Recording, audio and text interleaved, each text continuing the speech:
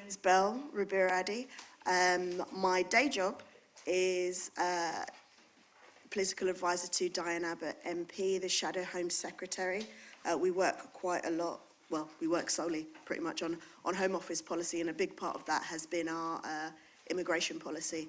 Really proud of the way that Labour's immigration policy has changed under our current leadership. So we're moving on to this panel, which is the movement of people plenary, a very, very important issue of our time. We have at the moment the UNHCR saying there are currently 70 million people worldwide who have been forcibly displaced from their homes. We've seen the refugee crisis span over our TV screens over the past couple of years. The amount of publicity it's getting at the moment is a lot lower than it did a few years ago, but it's still very, very much an issue. And then we look towards Europe and how different countries are receiving them, and how we've got a new, well, not a new, an old narrative, the type of narrative that made its way in 1930s Germany, that, the refugee, the immigrant, is to blame. And a lot of that has marred our politics. It's caused serious issues in Brexit, and it's a very, very dangerous situation. And we have some very, very influential and important and well-known and well-knowledged people today that are going to be speaking to us about the matter and how we can move policy forward, but most importantly, how to break down the rhetoric that has marred the worldview of refugees and immigrants. So I'm not going to speak for much longer. I'm going to pass on to our first speaker, my Goodfellow. Maya is a writer, a researcher. She's a regular columnist for Media Diversified and Labourist, and has written for The Guardian, The New Statesman, The Independent, and other publications. Her work mostly focuses on politics, immigration, gender, and race. She's a graduate teaching assistant and a doctoral candidate at SOAS, this university, where she researches race and racism in British development discourse. And she, I can't say I have many of those because a lot of them are very horrible people. So over to Maya, thank you. Thank you very much, and thanks for that introduction, Belle. Thank you so much for having me today. I think, and also I think it's really important that we are having this very discussion. Immigration and race, empire, the history of colonialism are things that I think are often eclipsed in our public discourse, and are also things that actually the left broadly has to some extent failed on grappling with, not in its entirety. I realise that's a bit of a sweeping statement, but I'm going to talk about this a bit, thinking about maybe where some of the weaknesses are and how the left has understood this very issue of immigration. And I'm going to specifically talk about the UK case, and I'm going to do that knowing that this is only part of the picture. When we're talking about movement of people, we are talking about something that is a global phenomenon, but what I want to do is think about the way this session was framed, was thinking about how we might change immigration policy. And if we're going to think about that, I think it's important to think about the context, the domestic context here, which I think can also be extrapolated out thinking about other places around the world. But in order to do that, I think actually when we're thinking about changing policy, one of the fundamental things we have to do is change the way we understand what immigration is, particularly how it's been conceptualized in the UK for the past 100 years, if not longer. So I'm setting myself up to do a lot there. I'm gonna try and do this in 8 minutes, thinking about this history that we have in the UK and where we kind of are now. And what I want to do is I want to end by thinking about why we actually need to shift the way we talk about the debate, not just in terms about how we talk about immigration, but what we need to centre in that debate, and why we shouldn't be centring the people that move as a problem, but actually we should be centring the border as the problem, processes of bordering and why they are the issues and not the people who are trying to cross those very borders. So for the past 2 years, I've actually been writing and researching for a book about immigration that'll be out later this year that looks at the history of the debate in the UK, looks at the history of immigration policy, and thinks about what the left has done, and in particular the Labour Party has done historically on this issue. And when I was doing the work for this book, I interviewed a lot of people who'd moved through the system, but a lot of people who also were working with undocumented migrants to try and help them navigate what is a really unwieldy system. And when I was doing the interviews for the book, I spoke to someone who posed this question to me that I thought is the question that maybe we should all have in our minds when we're thinking about this issue, which is, if you were going to design a system in the world today to regulate immigration, right? These words are really problematic. But if you were going to think about what you do about immigration, how you legislate for it, would you really create the kind of legislation we have now? Would you really create the kind of world we have now in the way that looks with how people move? And what this interview meant by that is, would you really create a world where capital can move across borders with relative ease, but people, particular people, so certain groups of people, they are considered a threat when they try to move across borders, or they're not able to move across borders because of the way those bordering policies look. And I think we can also think about that in the domestic context. I'm not really going to talk about this too much, but if you're interested in this, there's an academic called Bridget Anderson who writes about how these processes of bordering that we have that essentially make it more difficult for poorer people, for people of colour to move across borders. We also have to look at the history of that within the UK, within England, and how it was the movement of poorer people within England that politicians often wanted to make more difficult. So the movement of workers within England, within country, throughout history, the politicians and people in positions of power have tried to make it more difficult so that they're not able to move and sell their labour in ways that might be beneficial to them and not beneficial to the people who are in those positions of power. So this history of trying to stop people from moving, to stop poorer people from moving, or allowing them to move in particular ways, is not just a history of across political borders. It's also a history within England. Right? So I think we have to think about this as a working class movement around the world, but also within these domestic borders. And the reason why I talk about this is because I think we actually, as I mentioned at the beginning, in order to try and grapple with and change the way we understand immigration, the way we legislate for it, we really need to get to grips with how the left has dealt with this issue historically, and actually where they have failed to challenge some of the rhetoric that we have had in the UK, but also not just failed to challenge it, but have actually entrenched some of these very ideas. So this idea that I'm talking about, that the way we understand immigration is classed and racialized, this we can really see, unfortunately, in the Labour Party's history. So if you look back into very recent history, Labour in office in the 1960s, what we saw was them reinforce these really racialized ideas about who can move and who could not. So throughout the 60s, we had this idea that people from the colonies and former colonies initially could come to Britain because the UK wanted to uphold this idea of the multiracial Commonwealth. They didn't really want to lose face with this empire that was falling to pieces because of resistance in the colonies. And they also wanted to maintain this very notion that Britain was this liberal, open country, even though the reality was very, very different. But at the same time as that, what successive UK governments were doing was implementing legislation to make it more difficult specifically for people from the colonies and former colonies to come to the UK. That was people of colour, not white people. So what you have in 1968, under a Labour government that is at times remembered as somewhat progressive, is one of the most racist pieces of legislation to ever pass through the UK Parliament, which was a piece of legislation intended to make it more difficult for people who were considered as East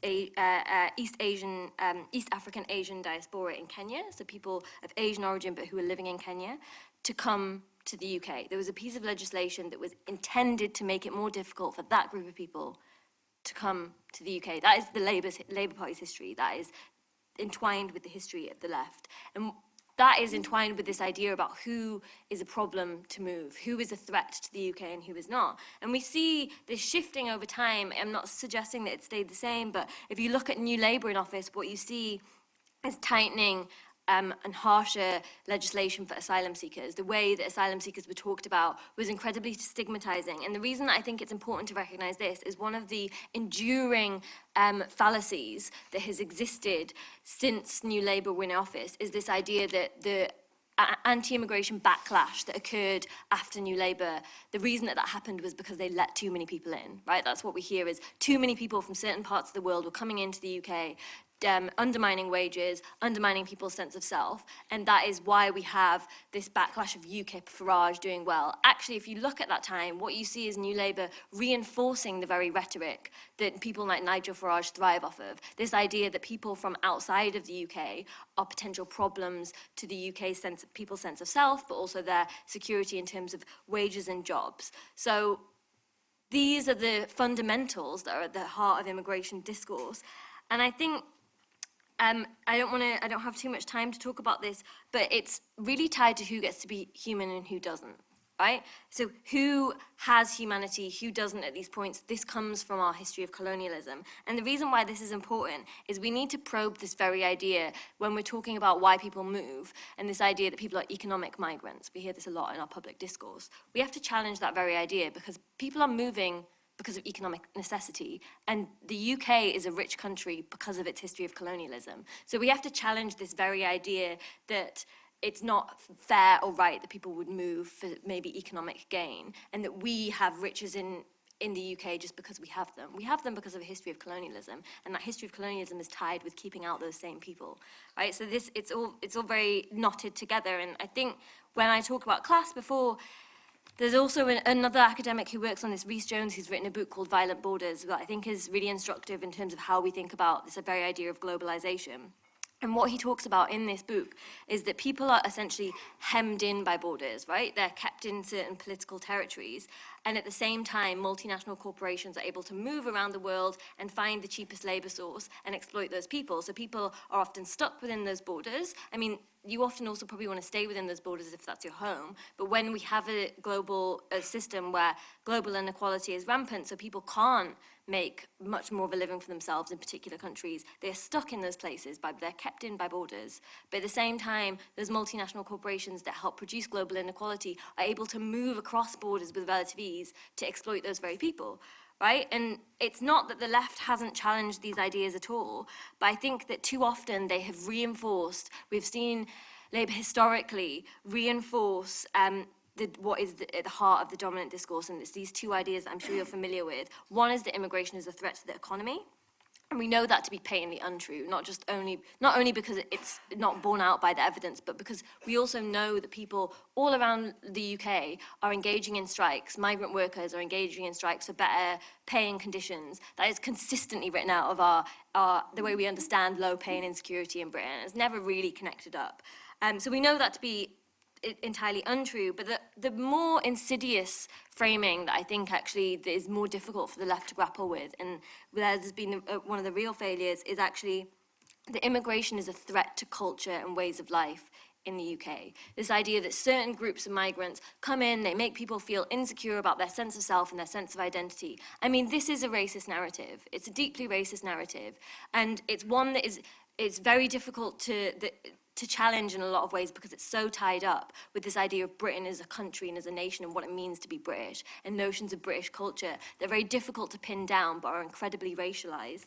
And so I think we actually have seen these reinforced, unfortunately, at different times in the Labour Party's history, but also the left's history. So if you look back into this history, what you see is at certain times the trade union movement, not the entirety of it, but big chunks of the trade union movement going along with these very narratives. So you look back and you see the TUC teamed up with the CBI when the Labour government wanted to introduce that first piece of race relations legislation. They teamed up to say this is not going to be good for workers. So we have to challenge who we are understanding as workers in this framing, right? How internationalist truly is that very vision? And this, if we're gonna change policy, you have to change that discourse too. Otherwise, that policy is not gonna be for everyone. It is not gonna be for the many, and it is only gonna be for a few, right? And that few is gonna be racially demarcated, and it is gonna be classed as well. And so I think that this is, I mean, I guess we always say this, but I do think that this is now more urgent than ever to address this, because not only do we have a world of growing global inequality, with climate change, we already know that more and more people are going to have to move. I think that people should have the right to stay where they want to stay, and that should be also part of this conversation. People shouldn't have to move, but if they are going to have to move, we have to address these core issues that I've talked about that are at the center of immigration policy. And I think the way that we do that is to not see immigration as a separate issue. It is interrelated with all these other issues that have been discussed this weekend. These ideas about inequality and fairness. And what we see, actually, is we see the right making these connections. David Cameron, when he was Prime Minister, talked about how international development, it was essential. It was essential to develop other parts of the world because it meant that people were not going to then move. So he was talking about development as a good and immigration as a threat. And I don't accept that framing. I think that is deeply problematic. I do agree that there needs to be a rebalancing of the global economy. That isn't happening through a lot of international development policy. But still, immigration was being centred as the problem, or as a problem. And I think for a left that cares about inequality, it has to care about what that inequality looks about globally, not just in terms of money, but in terms of movement, what borders are doing, how they look, who they're affecting, and in what ways. And so, as I've said, that includes people having the right to stay, but in some instances we already just know that isn't going to be possible with the effects of climate change. We already know that people's livelihoods have been fundamentally transformed and damaged by the effects of climate change already. And so people are having to move internally within countries, but more and more, increasingly, it's going to be more likely that that's going to be across political borders as well. And so we really have to grapple with that, because if we think what is happening in the Mediterranean is bad now, which it is, it can get worse. And I think that is, I'm not saying that for shock factor, I'm saying that because if we don't grapple with these problems at the centre of immigration discourse, the bad framing, then we're really never going to be able to get beyond this idea that bordering is essential for British security and for British people's sense of themselves and their livelihoods. And so the way that I think we do that is by, as I said at the start, by centering the border as the problem. Because apart from for the very, very, very rich, and even not for all of the very, very rich, actually borders are not good for anyone. They affect us all to different degrees and in different ways, but whether that be some of my friends who are now trying to get citizenship in the UK and struggling with the amount of money that costs, with all of the bureaucracy they have to move through, the anxiety that they have of not having their status be secure and not knowing whether they're going to be able to stay in the country, whether that be those people who have, relative privilege, are able to pay the fees, but is still paying for the right to stay in the country, right? Whether that be those people or whether it be the people who are desperately trying to get across borders to get into Europe and meeting with violent border regimes, the prospect of dying trying to cross those borders and to cross these stretches of water that we know about in the Mediterranean. Or whether that be the bordering policies that are keeping people apart, that are keeping families apart from one another, that mean that people are missing out on seeing their children grow up. They aren't able to move across borders because that we have constructed the border as necessary to ensure British safety. If we're going to create a different policy, that is the very idea that we have to challenge. The idea that it's people that are the problem. It's not the people that are the problem. It's not people moving across borders that are the problem. It's not immigration that's the problem, and it never has been. The problems that we have are borders and how we conceptualize borders, and that we think borders are necessary in order to keep us safe.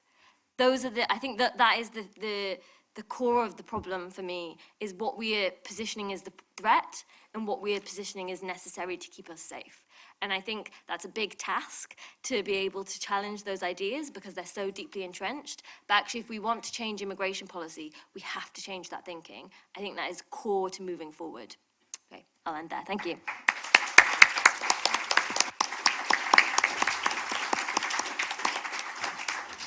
Thank you very much, Maya, and for touching on that all-important idea that people don't often like to talk about, makes them feel uncomfortable, the word race, how much immigration can be synonymous with race, and just thinking about what's happened in this country, most recently with the Windrush Scandal, and how it was actually back at that 2014 Immigration Act. I remember it at the time, but I also remember seeing pictures of it later where you've got Diane Abbott, Jeremy Corbyn and John McDonnell, probably the only three sat on the backbenches in a line actively criticising what it was the government was going to do and telling them that you are going to accidentally apply this to people who may look like immigrants, and they didn't heed their words, and this is what's happened.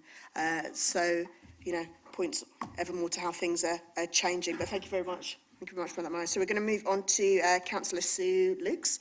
Sue Lukes is a well-known, I did say well-known, specialist in migration, equalities and service provision, especially local services, advice and community development, utilising the knowledge and contacts gained through careers in refugee resettlement, housing aid and freelancing since 1996. She's the author of many academic and more practical publications in this field. She's a director of migration work, CIC, on the board of the Medium-Sized Housing Association, RHAG, and chairs Music in Detention and directs the Strategic Legal Fund for Refugee Children. Thank you, Sue. I think what it says on the other brochure is, what it says on the other brochure is that soon after I got elected councillor last year, I became the first local authority migrant champion, and I wanted to talk a bit about that and what it means, and to encourage any of the rest of you involved in local government to think about what a good idea it would be to have a migrant champion in your local authority, and maybe you could even be it if you are a councillor or thinking of becoming one. But I wanted to talk about cities, really, and because it's a moment, really. It's a moment when we now have the majority of the world's population living in cities. And one of the effects of that is that cities are beginning to organise to make their importance felt more at a range of national and international levels. I think there's a lot of very interesting things going on there.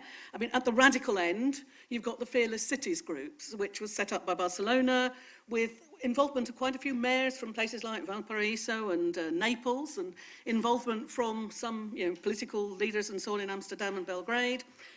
And although they've had some ups and downs, especially in Spain, are continuing to organise and innovate in terms of the ways in which cities need to connect with their populations and the ways in which we can democratise further the processes of local democracy. And that gets represented at the formal end with networks like Eurocities putting pressure on the European Union and on national governments to do more than pay lip service to the importance of cities and actually recognise that they are the place where so many important things happen. And migration has provided a boost to that. So one of the Eurocities initiatives, although to be honest it was taken on by them after Athens pushed for it, is Solidarity Cities, which was an initiative to say, let's organise horizontally. Let's organise horizontally and challenge the discourse that, that countries in the rest of Europe don't want to help with organising the settlement of refugees who'd arrived in significant numbers, particularly in Italy and Greece, sort of towards the edge of the European border. And so cities signed up to say, yep, we'll have them. And that's been a very important initiative. I've worked with it a bit, and I have to say one of the great pleasures was going to Thessaloniki, where we were met by the mayor, who says, I always like to quote this from Nikephoros Choumno, who's a 14th century Byzantine scholar based in Thessaloniki, who says, no one is left without a homeland as long as Thessaloniki exists. And that is in the essence, if you like, of the sign-up to Solidarity Cities. And it includes many of the most significant cities in Europe. Not enough in Britain, certainly, and London hasn't signed up. So there's a moment in cities, but there's a moment in migration as well. It's always been the case that when you poll about migration, some interesting things come up. I mean, one of them is you get this kind of mirror image. People say, at a national level, migration is a massive problem in all sorts of different ways, depending on the questions you ask and the context and things like that. When you ask people how things are going locally, pretty well a significant majority, in all cases, say, it's okay, it's fine, we get on, we do things, it's not, I don't experience it as a personal problem, if you like.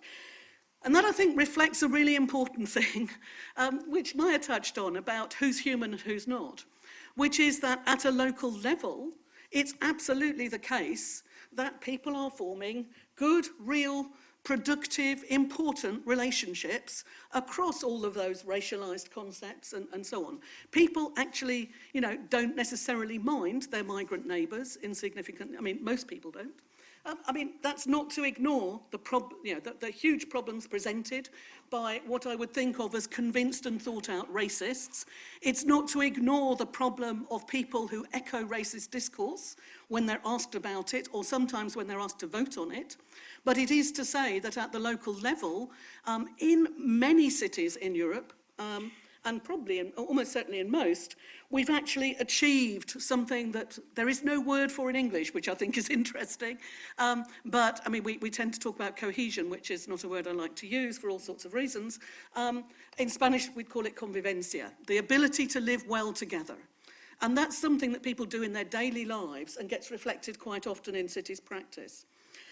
The important thing in the UK in terms of migration, though, is that last year, when the polling happened again, the usual polling goes on year about, and it includes migration, and two things happened in that. One is that, just as Maya says, the idea that migration is a threat to the economy and the culture moved from being a majority opinion in the polls to being a minority opinion in the polls. A significant shift that is actually reproduced at all sorts of different levels, educational level, age, region, etc., etc. It has moved, it has changed.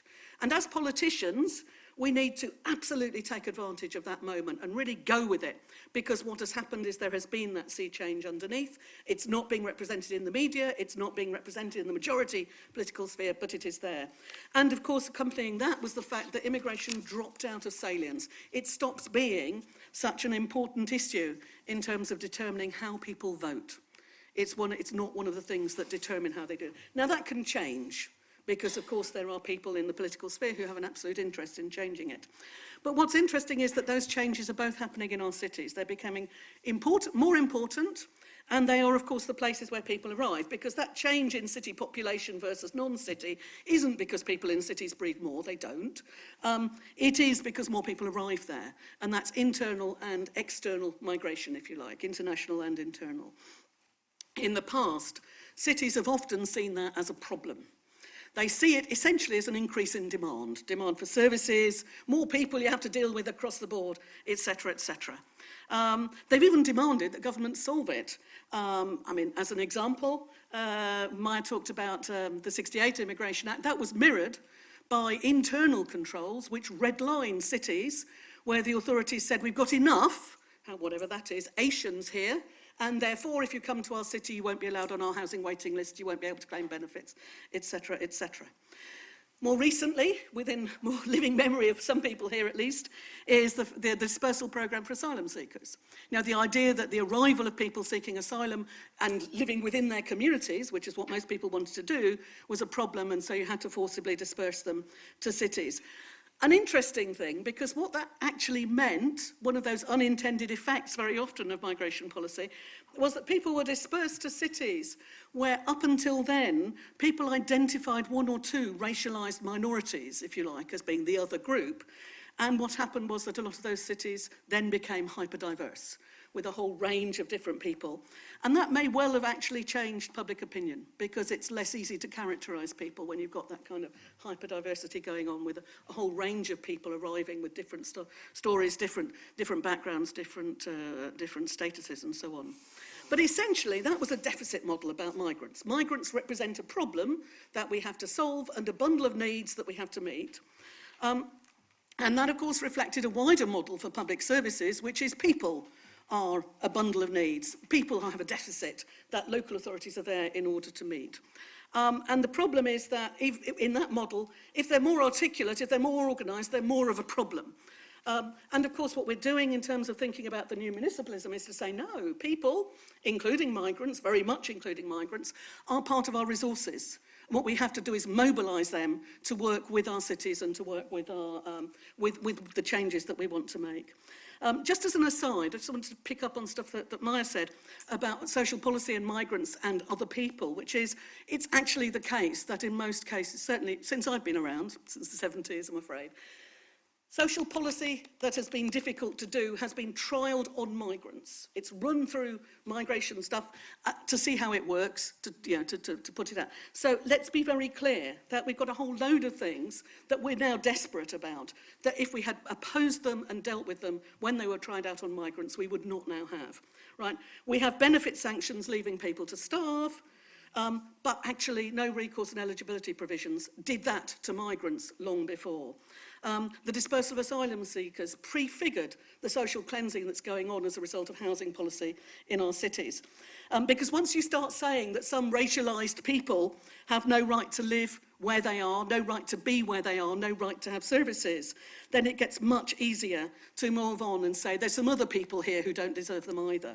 And we've got that playing out at the moment with health charges. Right, what have health charges for migrants done? They haven't made the government any money. They have simply put cash registers in every surgery and hospital, ready for the rest of us to produce our credit cards when we are told we have to.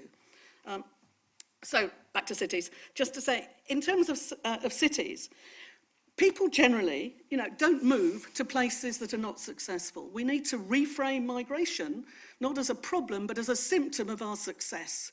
If you have a good city, people will want to move to it. That's great because they will carry on making it good. And where things, with this process of change, of cities being changing, flexing their muscles, and people beginning to, and views changing on migration, we've got a lot of possibilities here. I've been reading some stuff written by someone at Amnesty on hope-based communications, and I think that gives us a very good clue about being able to talk about why it is that we want to do this, and being able to do that within that framework of talking about the good things we can do. The evidence is that migrants can be a key to making our local economies thrive. And I'm working in the West Midlands on a project that called Migrant-Friendly Cities. The idea that refugees and migrants bring skills to the area that will build our economy and our communities, and we need to utilise them. So we need to think about how it is that we can make our cities, our places where we live and so on, places where everyone is valued, and places where we can make migration work for everyone. So I'm the first local authority migrant champion in the UK. It's a huge work in progress. It turns out local government is rather difficult and, there's a lot to do, and a lot of it isn't about that. But please do talk to me if you're interested in pursuing that as an option. There are some more in the pipeline. My job is to ensure that all Islington's communities benefit from the energy, creativity and resilience, this is the press release, that migrants can bring to the borough, work to help connect migrants with local services, ensure they're considered in council policy and that migrant voices are heard. So there were two drivers for that, Windrush and Brexit, obviously with the risk posed to our European citizens and residents in the borough. I don't think I need to explain how local authorities have been involved in Windrush, but what's very clear is that many local authorities failed in their legal duties to deal with Windrush residents. And I've been working on the Windrush thing for about the last 20 years because some of the stuff predates the 14 Immigration Act and so on. I have to say that in all of that time, I have never once been consulted about a single case that involved a white person, right? It is that racialised. If you arrived before 1973 from Canada or Australia, you breeze into local services and nobody asks you any questions. The number of times I've accessed services for which you're meant to be eligible and have not been asked to provide details of my eligibility, it's impossible to count. But as soon as you walk in, if you're black and brown, then your entitlement is questioned. We need to change that around in local authorities. But there are very great difficulties with that. The Windrush folk asked me if I could help them find a venue for a conference they wanted to organise.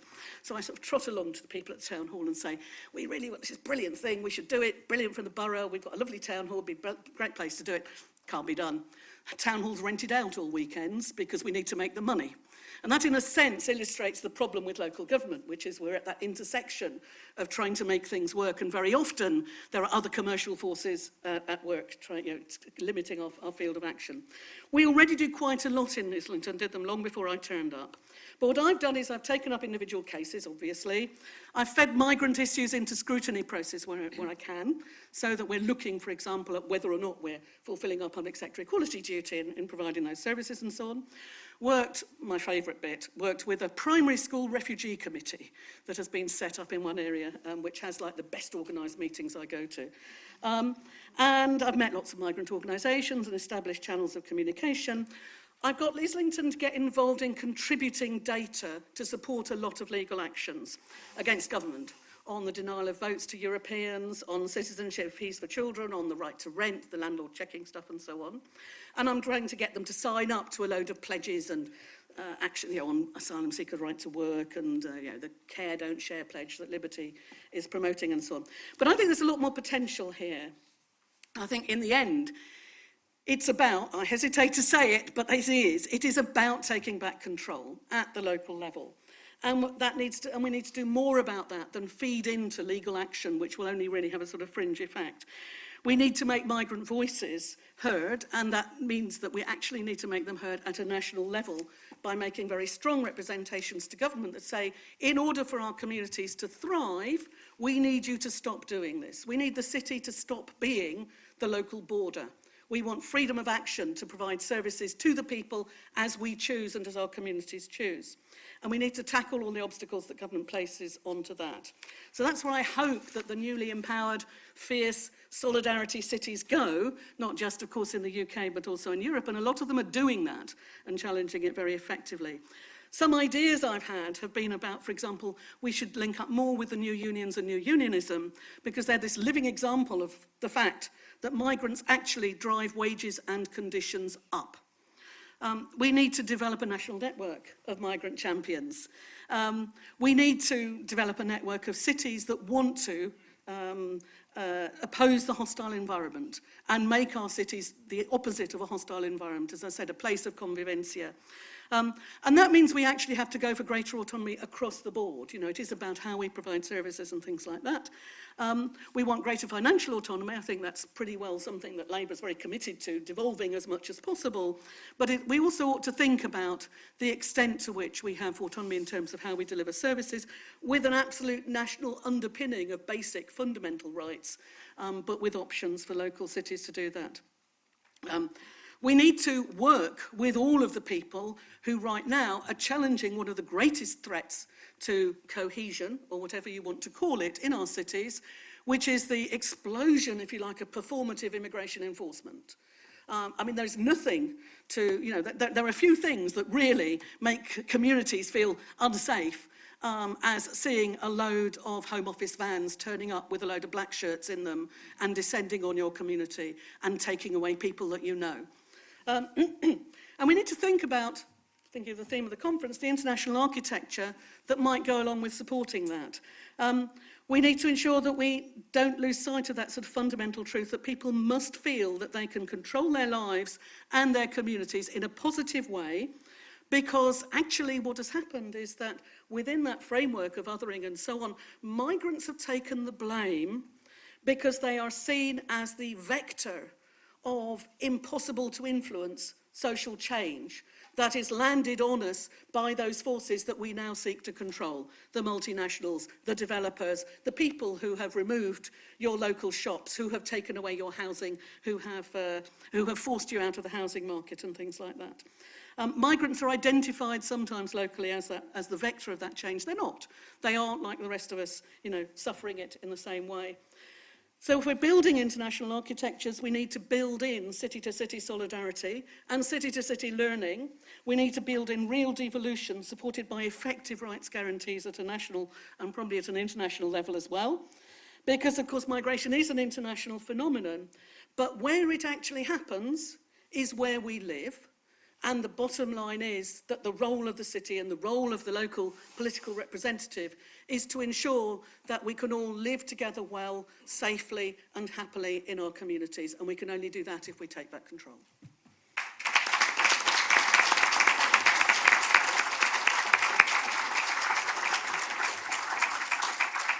Thank you very much, Sue. I think it's really important to point out how government policies has affected what's happening on a local level. For example, councils are most likely to be involved in the integration of any refugees that come into the country, but all of the money, the millions and millions of pounds for housing, are given to private companies like G4S and Serco. Wouldn't it make more sense to give it to the councils, which would actually benefit the entire community altogether? So it's very, very important to look out for those things. I'm going to hand straight over, and I'm really sorry to be rushing people on, especially when they're speaking sense.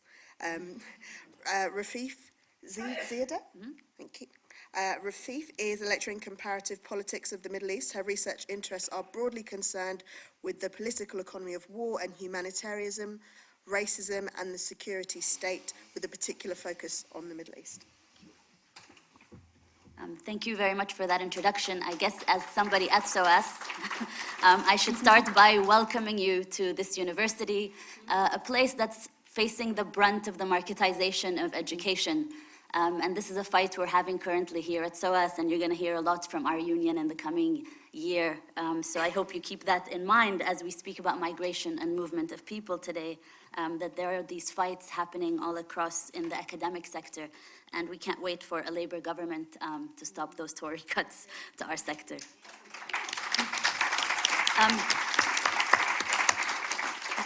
Having said that, I wanted to be really honest about how difficult writing this talk was for me. I write this talk as somebody who's a Palestinian refugee, denied my right to return to my home, but as somebody who until very recently was undocumented, or what some people call illegal. So I know what it means that a piece of paper can dictate your entire life, whether you can see a dentist when you are sick, whether you can see a doctor, but also who you can love and who you can marry and how you can move. So for me, this is not just a policy question. This is a question about how we as human beings treat each other, think of each other, and live and survive on this planet.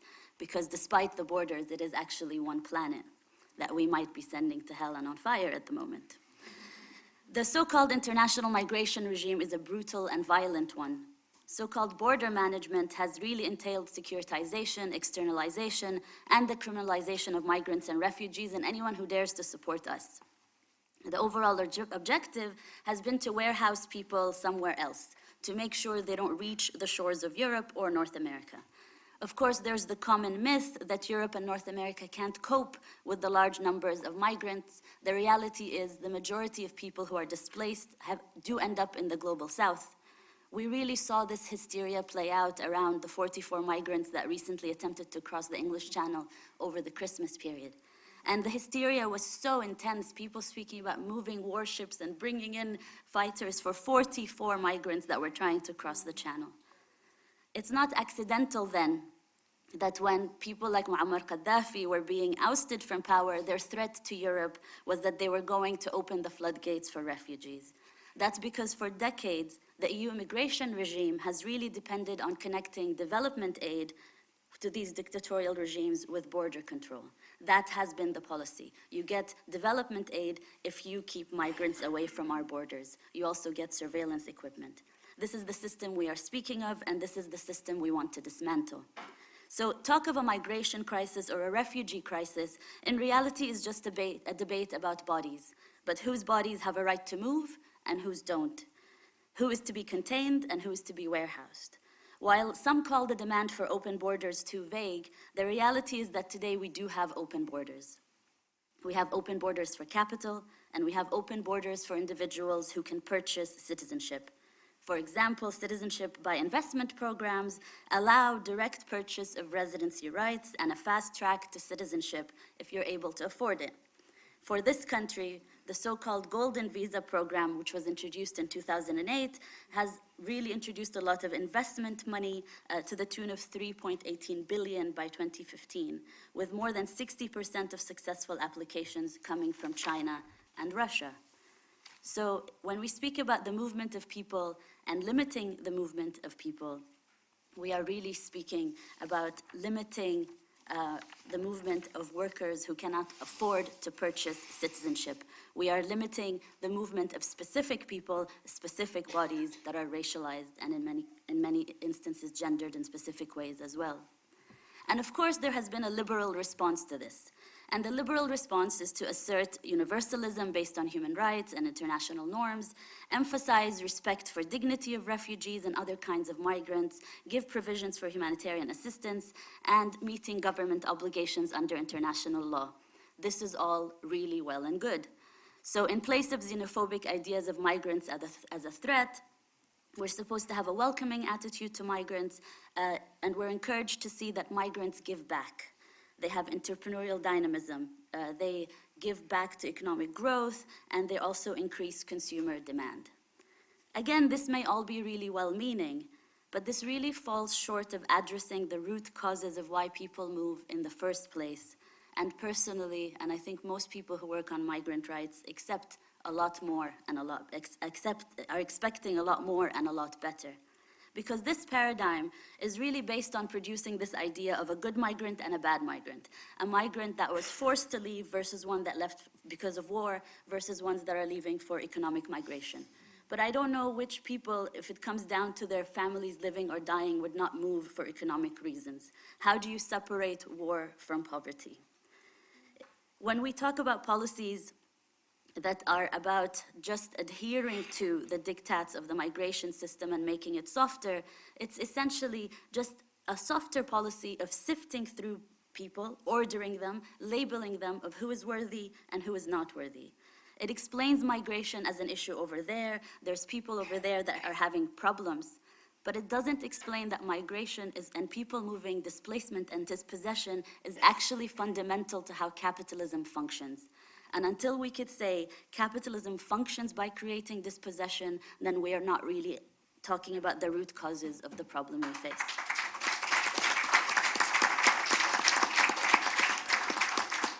The softer liberal paradigm also means that migration is explained as issues of war and poverty somewhere else. This is in itself a racializing process, that these other people have wars while we do not. Somewhere else, people take each other's lives, and then they come here seeking happiness. This completely takes away the responsibility of richer countries and the corporations that pursue policies overseas that dispossess people. Western states and international financial institutions are what is producing displacement and dispossession.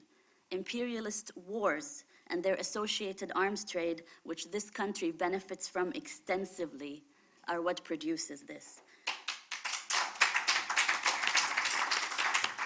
Economic and ecological crises, the neoliberal restructuring of recent decades, cannot be ignored as the root causes of displacement. Immigration is not an issue that begins at the national border.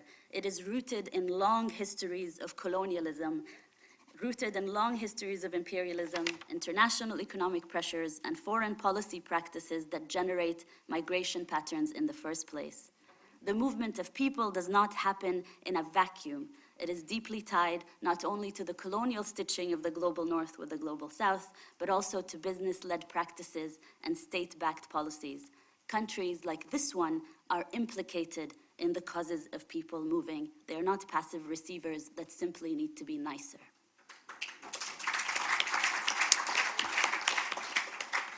So what I really want to say is, rather than understanding migration as an issue of charity or simply adhering to international law or international norms, we need to understand that regardless of status, migrants are part of the working class. And if we are speaking about a working class, we cannot define it and specify it in terms of who has a piece of paper and who does not. I have worked in factories where I was the only undocumented person, and every single person that worked with me said, "You are just as much of a worker as I am, and I will stand up for your rights, and if the immigration raids come, we will make sure to hide you." That is what internationalism would look like, and that is what people on picket lines talk about. So it's very important that we stop this idea of dissecting the working class by citizenship and think of solidarity and internationalism. So flowing from this, a major task, I think, for the left is actually discussing and tackling the root causes of migration, fighting against imperial wars, the ecological disaster, in order to give people a right to stay home in the first place. If we really want to tackle migration, making sure the conditions for people to be able to stay home are actually there. But what is also needed is to center internationalism rather than a left nationalism in our approaches. Rather than adherence to least common denominator policies and scapegoating of migrants for all economic ills, or arguing that migrants are taking jobs, and saying that freedom of movement is really the problem. It is on us to put forward an argument that migrants are not the reason for bad working conditions, but the corporations and the governmental policies are, and we really need to change them. It's very easy to do least common denominator politics and follow the rhetoric, keep following the rhetoric to the right. What is more challenging is to actually put forward an anti-racist discussion on migration, to be leading an anti-racist discussion on migration. So here we're speaking about an internationalism that links conditions at home to those existing overseas and recaptures the meaning of international solidarity as an organic and necessary component of left politics, qualitatively different from simple charity or benevolence. This is a task that all of us have to do collectively together, but we need to start the conversation on the right basis. It's an anti-racist conversation. It's a conversation about internationalism, not simply charity. Thank you.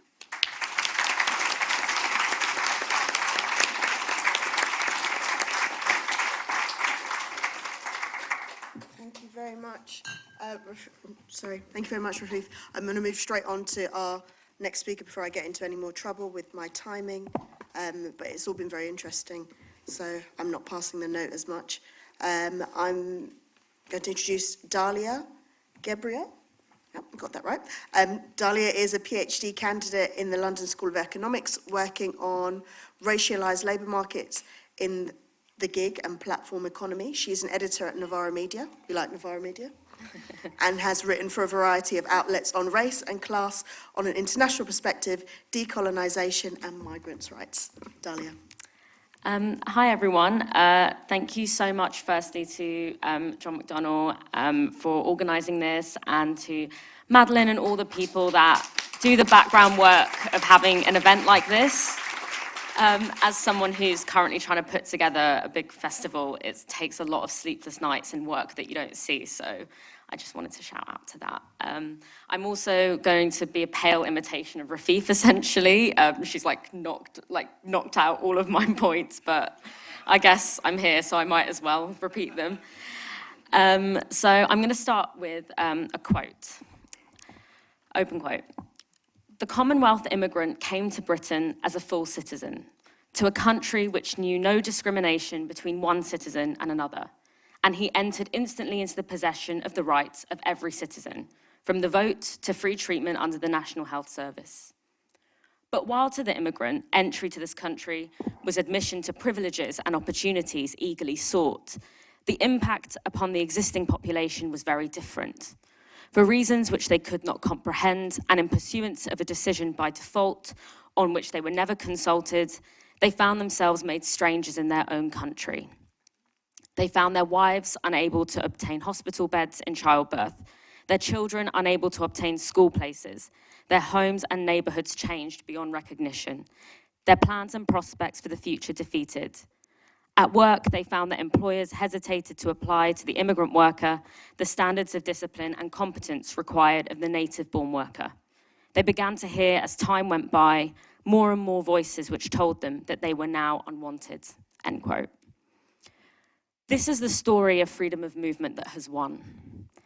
The quote is an excerpt from Enoch Powell's infamous Rivers of Blood speech, which, while memorialized as a somewhat fringe or extremist aberration in British politics, its central tenets, its central characters, form the underlying principle of how we understand immigration in Britain, in Europe, and across the Atlantic. That story has three main characters. The first is the migrant, who, thanks to globalization, has had the opportunity to escape what would have been inevitable destitution in their home country with its inexplicably endless poverty, conflict, and tragedy, to enjoy the comforts of Western life. The second is the elite, whose unexplained affinity for immigrants, whether it be metropolitan virtue signaling or business interests, have allowed this to happen. And the final character is the white citizen, what Powell called the decent, ordinary fellow Englishman, what some in our very own movement sometimes call the traditional British working class, at whose expense this entire process has taken place. In order to make way for black and brown people to move out of that heart of darkness, the white citizen has lost power. They have lost their industrialized jobs to undercutting foreign workers and lost control of how their country looks and feels. In this story, immigrant workers are the winners of neoliberal globalization, whose coalition with the global elite has left the white citizen worker behind. And what story have we come to this battle armed with? Touching on what Rafeef was saying, a paternalistic notion of immigration as good because of nebulous notions of cultural diversity, because of that seemingly bottomless migrant work ethic. It is a colonial logic of extracting value from black and brown people, allowing them to survive on the condition that they either open a nice restaurant or work to the bone, cleaning up our cities and looking after our relatives. These sallow, liberal ideas of tolerant multiculturalism are where racism is a problem simply because it's impolite. Not only does this kind of conditional compassion not recognize the full humanity of immigrants as people with an inherent right to dignity, it glamorizes a system that leaves migrants so precarious they have no choice but to work in abusive and unsustainable conditions that are unacceptable to the rest of the workforce. This liberal understanding of what it means to be pro-migrant tells us that the conditions that give rise to that mythologized migrant work ethic of intense precarity is in fact good, because it keeps our cities and economy running in a way that we like it. So no wonder we are losing.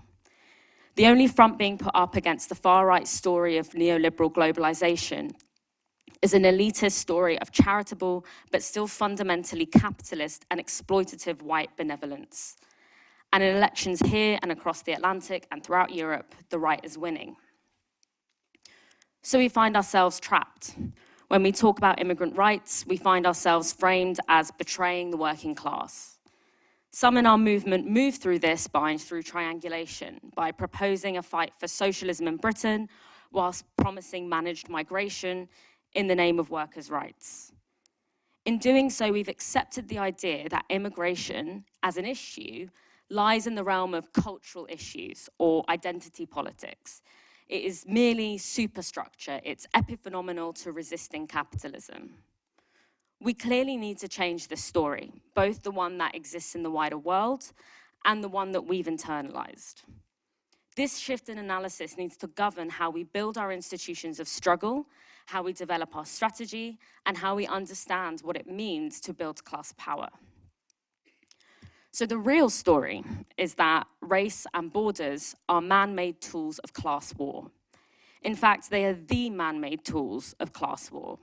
From the first act of globalization, which by the way did not happen in the 1970s, but happened with the first European ship that sailed to Africa and transported human beings around the world as enslaved and indentured workers. The unprecedented formalization and institutionalization of border regimes and taxonomies of race under colonialism was how capitalism became the world system it is today. Race and borders don't just thwart worker solidarity by dividing us, they are the fundamental logics through which some human beings are devalued enough and disempowered enough to find themselves with no option other than doing the dirtiest work of capitalism. And the lower you are valued in society, the dirtier the work you're forced to do. That migrant work ethic is a symptom of the fact that some are pushed to accept worse working conditions than others because they are seen as less valuable as human beings. So research from the Oxford Migration Observatory shows that strengthening border controls does not actually decrease the movement of people across those borders. What it does do is increase the proportion of the people moving across borders that are classified by the state as, quote, illegal. And it's that category of illegal that pushes down working conditions for everyone and maintains a capitalist system. It creates a context in which capitalists can generate huge amounts of wealth from cheap and highly exploitable labor. Because when your existence is classified as illegal, the threat of criminalization, of deportation, or exclusion from other formalized labor markets, and even exclusion from union power and union protection, acts as a sword on your head, a disciplinary mechanism that forces you to accept a whole host of labour abuses. That migrant work ethic, so glamorised by liberals, is a consequence of a toxic context of fear and precarity. So in short, supporting border controls is scabbing. It is scabbing not just because migrants comprise a huge segment of the working class in this country and across the global north, but because categorizing some people as more human than others, of some people as more illegal than others, is the central organizing principle of class composition. The separation and hierarchization of workers through gender, race, citizenship is not separate to class war. It is class war. Centering immigrants and immigrant rights in our struggle should not be thought of as acts of white benevolence. It is a cornerstone of a winning strategy. In fact, it is not up to you to include us in your movement. You either understand our struggles as one and the same, or you lose. But the key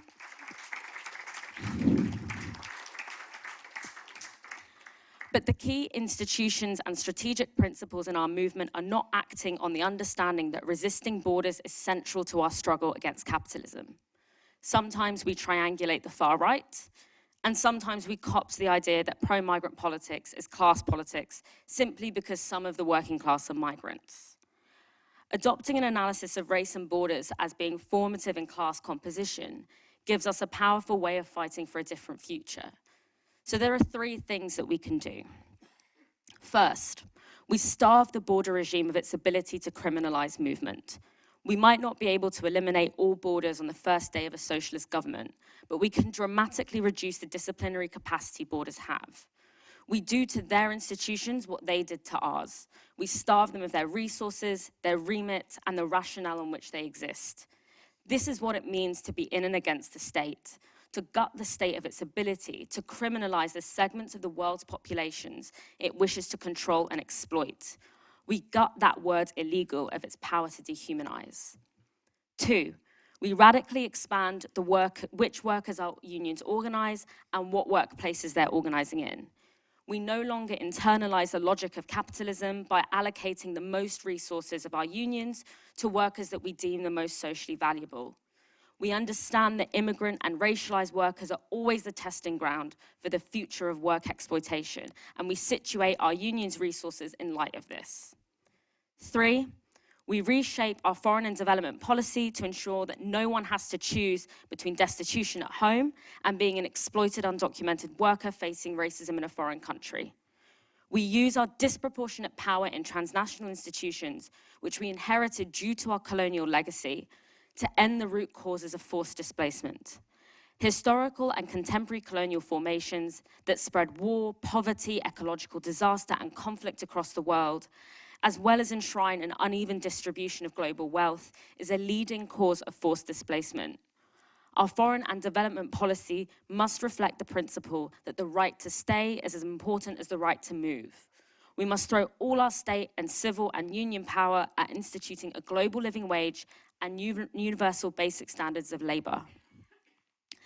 So the fight against borders and for real freedom of movement, not freedom of movement on the terms of bosses, is the only way of building the kind of class power that can undermine capitalism. Leaving the logic of borders and race intact leaves in place capital's beating heart. But we have a strategy out, and to paraphrase the late Ursula Le Guin, the power of borders, like capitalism, seems inescapable, but so do the divine right of kings. And any human power can be resisted and changed by human beings. Thank you.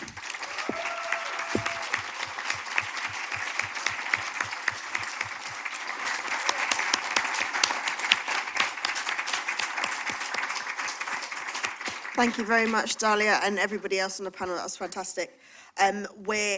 Even though we're running far over time, we're going to let people ask some questions or make some comments from the floor, a very quick round, and we just ask that when you do, you be very concise, just to allow for more people.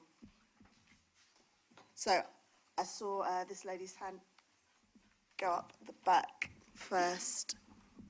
And if I could just take them in rounds of 3, if that's okay. Hi, I'm Sabrina from Tooting CLP. I just wanted to highlight that obviously at the moment the government is kind of reshaping its immigration policy, has published immigration white paper in response to after Brexit freedom of movement ending, and they've outlined the skills-based immigration system as a future kind of model, which really alludes to the kind of things that you all been saying, you know, that the kind of the migrant worker is allowed to come in when it fulfills specific skills and the needs of the economy. So obviously, the problem is that the Labour Party has outlined kind of a similar policy. So if you look into the last manifesto, Labour also said that it would want to explore kind of the way how you can make immigration work best for the need of the economy. So I think what would you suggest for the Labour Party they should actually be doing instead in terms of what they should be putting forward as a kind of migration policy as such that reflects these values and all of these great things that we talked about today, rather than going down that same sort of route where we see workers as that kind of part of, thanks. There was a lady there, and my name's Sharon. I'm from Bermondsey and Old Southwark Labour Party. I just wanted to. It's a brilliant panel. But my question's really about where we situate inequalities within Labour's policy on racism and fighting racism and on the movement of people. Because I think we have to simplify what we're talking about if we're going to unite communities. And the only language that unites communities is a language of inequalities.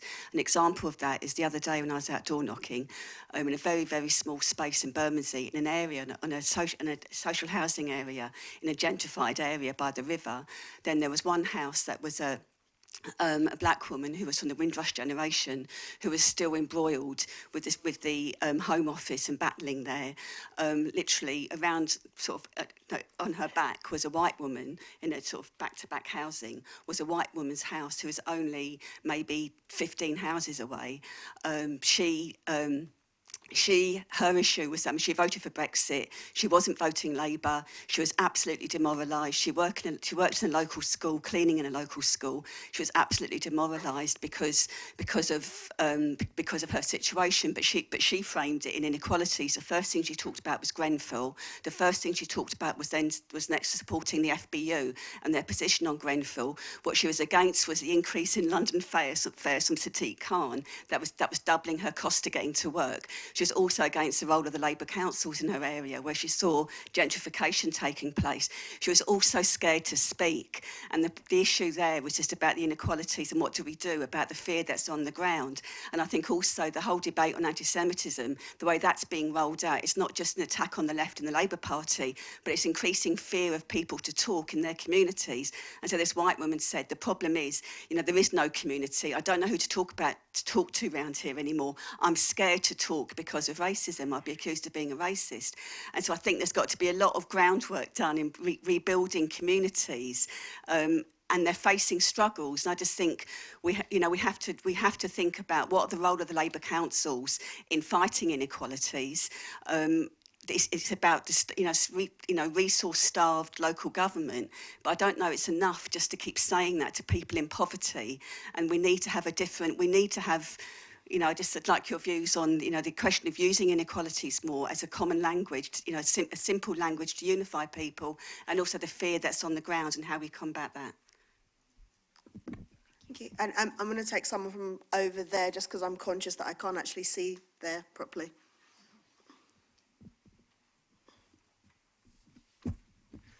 Thank you. I wanted to say just something about history as well.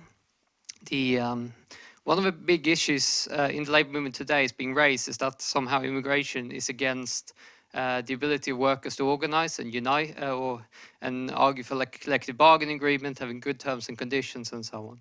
And I think this is the completely wrong way of looking at it.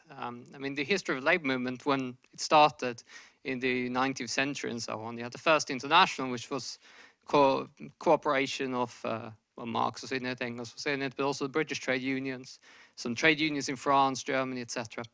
And one of the things they put on their manifesto or on their program was precisely struggle against border controls, but also implementation of various ways for migrant workers to get a better life where they were. So the right to language classes, the right to remain, i.e. what you might call amnesty today, and so on. And the same program was also in the Second International and then in the Third International as well. I mean, this tradition of the labour movement was sadly forgotten in that period that came after the Second World War, when suddenly the various social democratic parties around the world started then instead arguing that borders were the way forward to try to protect our little group of workers against a group of workers across the border. And I think that's part of the problem we have, that legacy lies today. In fact, uniting workers in Britain, wherever their origins, is a struggle for collective bargaining agreement, to struggle for better terms and conditions. That is the way forward. Strengthen our trade union movement in that way, rather than trying to appeal to effectively Theresa May to keep some workers out in order to help strengthen our trade unions. Yeah, I'm going to get the panel to come back on those 3 points really quickly, and then we'll go for another round. Would anybody like to start?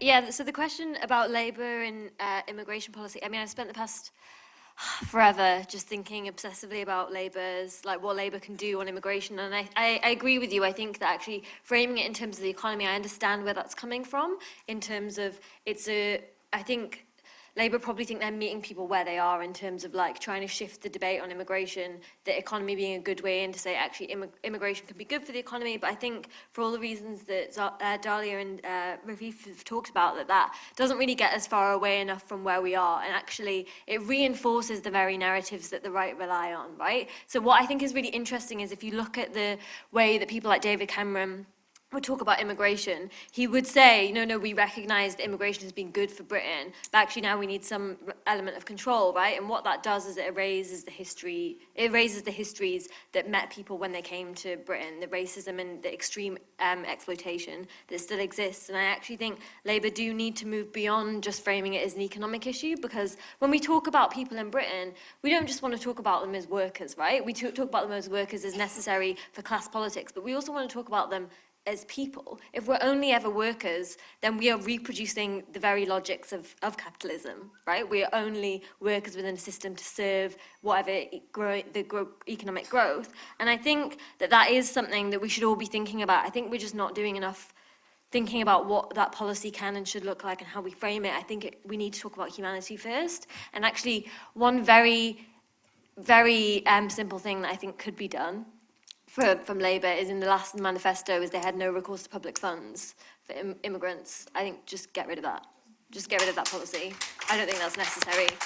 And I think one other thing, actually, whilst we're talking about immigration policy, the things that can also be done is things like repealing the British 1981 Nationality Act, which means right now children who are born in Britain, I don't want to make this distinction, but it is children who are born in Britain who are having their citizenship stripped away from them. They're having to go through good character tests because of this legislation. There are some very simple things, actually, a Labour government could do just in terms of repealing legislation as well as additional legislation that could be created. And just very quickly, because I know that we want to get more questions in, I guess on this question that kind of ties together all the questions is what the one thing we really need to do to shift the debate is a long-term thing, and that is, and this is like something we talk about a lot, but I think it is a relatively simple thing to do in a way, is we need to do what Michael Gove did to our education system, but the opposite, which is to teach empire in schools and to teach the history of British colonialism and immigration in our schools.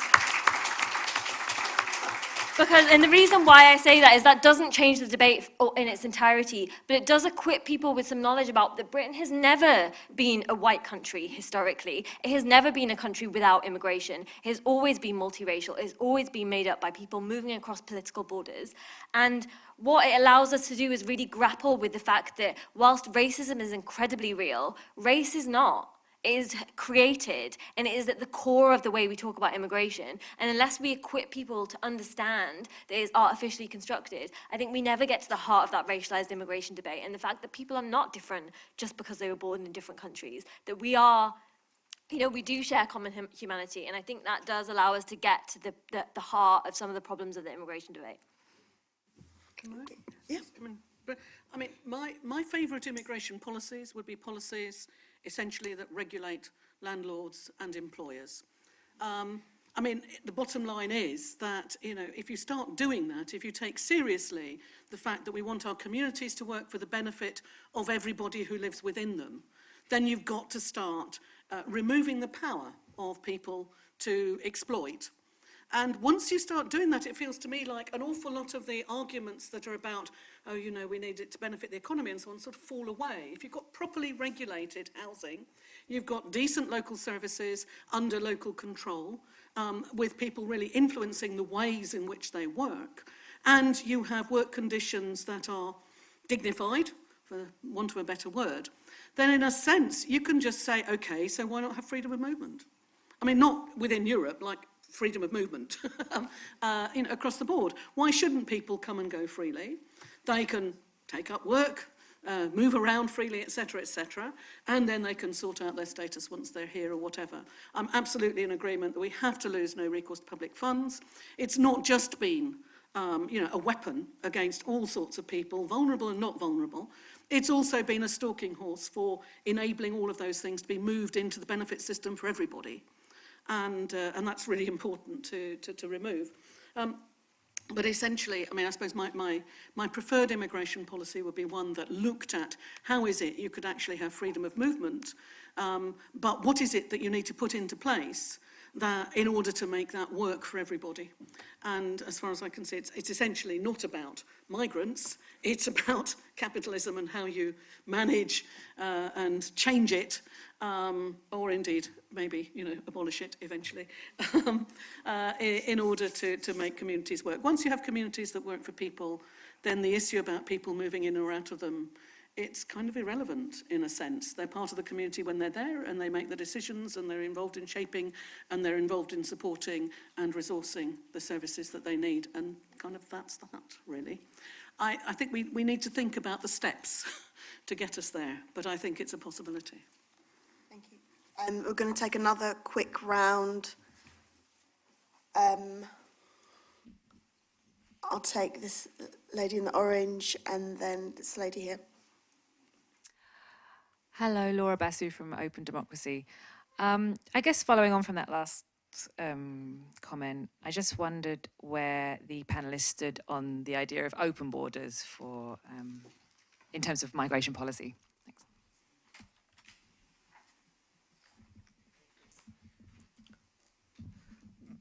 Hi, I'm Amanda Penfold from Dulwich and West Norwood CLP.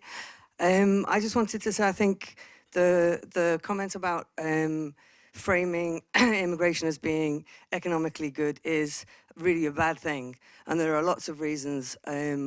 My husband's a chef, and he was a chef. He's doing something else now. But when he was working in a restaurant, there were loads of Polish people, and after Brexit, loads of them left, and immediately there's a pay increase of I think it's gone from about for a kitchen assistant from about £7 to £10 an hour. So people's experience is that this is not necessarily true. So that it must be magnified across London at least, and possibly the country. And I'm saying that this is not a good argument really for open borders. I think we should have open borders for other reasons, but it's not a helpful argument. It's not going to win people across who can see with their own eyes that their own economics have improved with lots of the Polish people leaving. I was just saying it won't work really, that argument, I don't think. Sorry. I'm going to take this gentleman over here. Another place I know I can't see. Thanks to the panel for all their comments. I'm just wondering, on looking at the global level, in terms of around, you know, absolutely, I think one of the biggest challenges we face is, of course, reframing economic migration, right, towards survival migration. And there are two dimensions to that, as you pointed out. You know, the first is a very small number of people who actually cross transnational boundaries and ever come to the West. And of course, the overwhelming 85% are internally displaced, where the responsibility is on the state. Now, when we've deliberately impoverished states, and with the climate crisis, states' ability to be able to meet the needs of their populations becomes very, very difficult. What do you think the challenge is for Labour at an international level to start thinking about a new legal protocol that defines the right not to move, and what that kind of survival migration, both the right to move and the right not to move, and how we would try and move that debate forward at a global level, if you've got any thoughts on that? Rafeef, do you want to go first? Sure, there was a question on open borders. I guess what I was trying to say in my talk is I think open borders already exist. It's just a question of who they're open for. And if we want to make that distinction, then we're just helping the way borders work today. And if we want to put forward something that is radical and different, then we should be saying open borders for all, not just the rich. Somebody mentioned something about education. So I come from a country that has been extremely touched by British colonialism. We still live with its effects today. I can't go back to my home. But yet when I came to teach in this country, students kept telling me about trains and how great British Empire was for introducing trains. I had never heard of this my entire life, my entire upbringing in the Middle East. I'd never heard of how amazing British trains were. So I think there's really something to that we need to focus on. The conversation itself starts at a very, very young age, and we need to do that education. On inequality, there was a question of why don't we speak about inequality? I think that's a very good starting place. We all work in our local labor councils. I come from the awesome borough of Haringey. We ran one of the best grassroots campaigns to make sure that most of the council isn't privatized, most of the things that are around our council, and it really worked. And a lot of us that were working in the campaign were also migrants. And refugees to this country. And that really helped being able to work on a very particular anti-privatization campaign in our local area. The national and the international. I think there are things like the Compact for Migration happening at the international level. They are good steps. I think labor needs to play a very important role. They're still not binding, those kinds of mechanisms. We need to make sure they're binding and more critical. But at the same time, you cannot have this like bipolar thing happening between the national and the international. If there's an issue around migration and the policy, let's have an open debate around it and come up with a program that's just as radical as everything else the Labour government wants to put forward. We can't be progressive on everything but migration. We need to be anti-racist throughout. Dalia? Yeah, I mean, I think the question about when we only think of migrants as workers, I think also it's about, well, what about people who can't work? What about if you have a disability, if you're an elderly relative? You know, we can't sort of like, drawing that delineation is very dangerous for those reasons. And I think that when it comes to the question of like inequalities, essentially, when you look at like one of the, now obviously you can't pinpoint to an origin point of race, right? But you can pinpoint to several origin points of like where the modern ideas of race like started to become, had their genesis. And one of those is what David Roediger calls the wages of whiteness, which is essentially how whiteness is created as a category to create bonds of affinity between white workers and white capitalists, white bosses, to kind of create a sense of you have, you know, someone working in a tights factory in, you know, wherever has more in common with David Cameron than they do with, you know, the Pakistani minicab driver down the road. That's what the function of whiteness is. It's not just a way of labeling the color of your skin. And so it seems to me, so that's a central part of trying to rationalize and consolidate the idea of the fact of inequality in the minds of, you know, white citizens, right? To rationalize the economic inequality that they experience is to create these bonds of affinity with the elite. And so to me, it feels so bizarre that tackling the concept of whiteness doesn't feel like the first step to tackling the concept of economic inequality, like actually abolishing whiteness as a category, because it was formed for no reason other than to generate inequality. So I think that we do suffer, and this isn't just amongst like kind of segments of the white left, but it also, I think our anti-racist movements have kind of been internalizing ideas of race that present race as pre-existing categories that then we hierarchize, and that the problem is the hierarchization, it's not the categories itself. I think that, and Paul Gilroy wrote an amazing essay called The End of Anti-Racism. He wrote it in 1990, but it's just as relevant now, where he talks about the internalization of that idea that race is real, is existing, is biological, has created a crisis of political language and a crisis of organizational form in our anti-racist movements. So I think it's not just about what we need to ask of, a Labour government, but it's also about reorganizing and building our own power so that no matter who is in the leadership of the Labour government, no matter who is in the leadership of our unions, they have no choice but to meet these certain demands, because we are the ones that have the power to institute that. And with that said, obviously, the question about international policy, as I outlined in my talk, this is sort of the fragmentation between domestic and foreign policy. I often hear when we talk about, whether or not we like particular MPs or particular journalists, we say, I don't like their foreign policy, but their domestic policy is good. That is a colonial mode of thinking, the thing that separates the foreign from the domestic. So I think that the international and foreign dimension of our policy needs to be thought of as part of the domestic as well.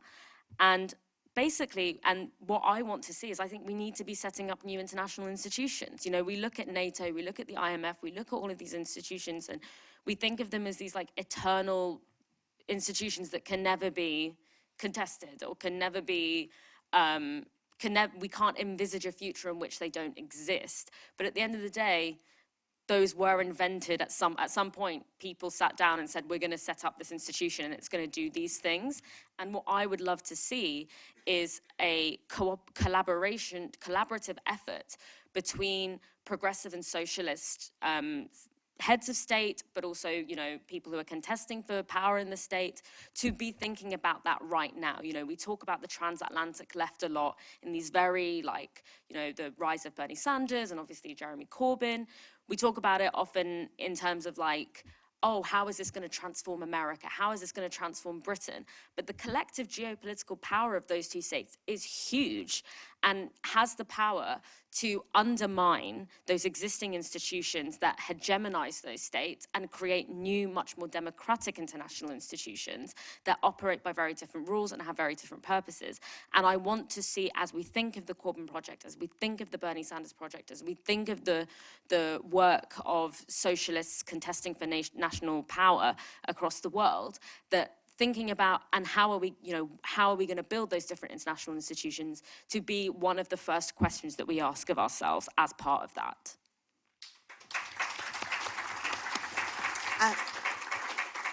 Thank you. That really, we have gone far over time. It has been fantastic. What I'm going to do, I'm going to give the panelists a chance to come back with just one sentence to close the entire session.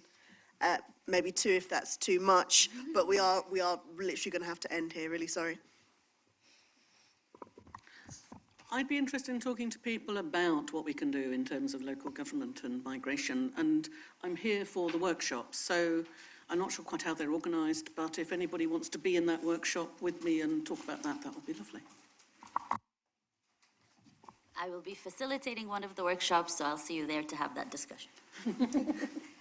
Just really quickly on the whiteness point, I guess, as well as thinking about it in the way that Dalia has mentioned, it also allows us to think about Britain as well, and the way we eulogize what Britain is and always has been. So this idea that Britain has developed whilst the rest of the world is still developing, this comes from the idea of whiteness, that Britain internally developed and was able to amass all this progress and all these riches. It didn't. It came from the colonies. It came from the people who were then not allowed to come to Britain. This idea of whiteness is at the core of how we understand Britain as in the contemporary moment as a progressed and developed nation. So we have to tackle that. And I think, as well as talking about open borders, I think these two things can exist together. One is, what is the Labour government going to do domestically in terms of its immigration policy? And and we can push for that and push for that to be better and push for that to be less violent. But two, not just open borders, but what does it mean to think about beyond borders? No borders. What would that even mean to think about? If we're going to tackle things like climate change, we cannot keep looking to institutions like the UN that privilege the nation state above everything else, because we're never going to achieve that change then. It's never going to happen. We have to be thinking beyond the state as well as within. Sorry. Yeah, on that, we need to start thinking of the NHS and all of these institutions as Caribbean, as Indian, as, you know, as much of like the ownership of the colonies that built those institutions as we do. They're British. And I think the one thing that I want you guys to leave this with is basically, next time you hear someone in our movement talking about being strong on immigration, they are a scab, and you know what we do with scabs in our movement. That's all I would say. Thank you very much. We are now going to close. Thank you once again to the panel, this fantastic all-woman panel, just because. And for the workshops, you have to go back into the main building and you'll be directed from there. Thank you very much, everybody.